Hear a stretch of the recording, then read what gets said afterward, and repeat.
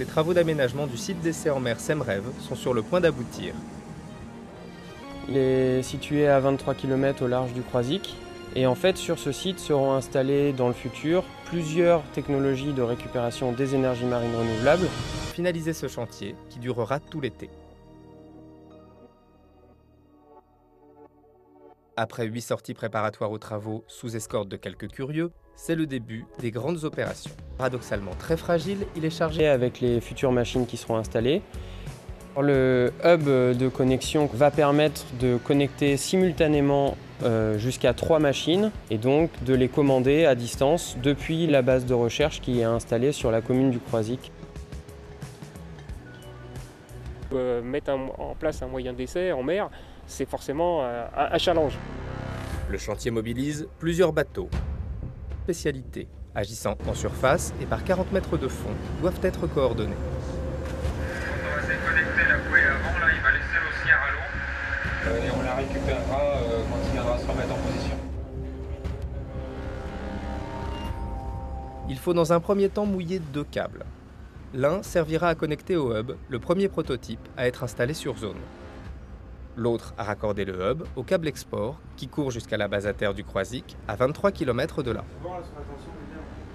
Les opérations sont délicates et fortement dépendantes de la météo.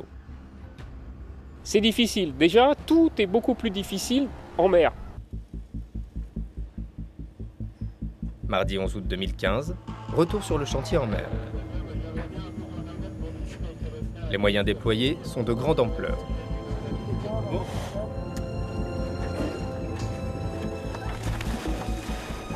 C'est la phase la plus délicate. Les têtes de câbles doivent être relevées et posées sur l'énorme barge atelier.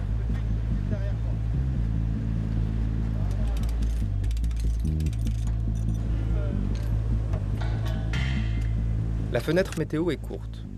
La nuit tombe, il faudra donc poursuivre les opérations de nuit.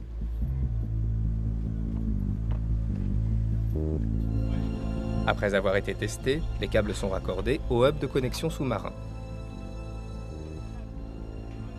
Fruit de presque 3 ans de conception-réalisation, il est étudié pour faciliter les connexions et déconnexions de prototypes.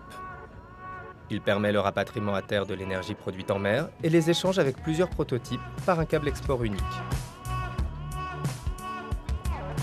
On va laisser les différentes technologies sur site pendant 6 mois jusqu'à 2 ans pour tester, éventuellement casser, réparer, apprendre et donc comprendre l'impact des machines.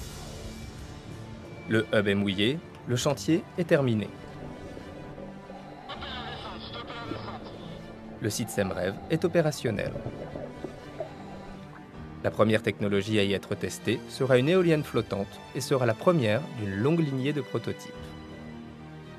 Le défi technique et technologique est relevé.